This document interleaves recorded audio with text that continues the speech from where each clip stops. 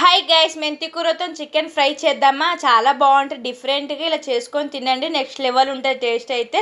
నేను మెంతి కూర అయితే ఇంట్లోనే పెంచానండి, చాలా బాగుంది. ఇప్పుడైతే ప్రాసెస్లోకి వెళ్ళిపోదాం. చికెన్లో కాస్త కారం, ఉప్పు, పసుపు, అల్లం వెల్లుల్లి పేస్ట్ వేసుకొని బాగా కలుపుకొని మ్యాగ్నేట్ చేసుకొని ఉంచుకోవాలండి. ముక్కకు బాగా పడితేనే మంచిగా ఉంటుంది.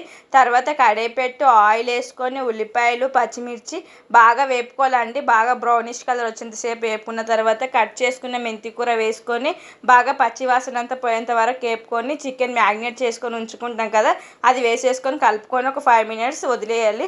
తర్వాత బాగా ఆయిల్ పైకి వచ్చేంతసేపు ఉడికించుకోవాలి. మళ్ళీ ఒకసారి కలుపుకోవాలండి.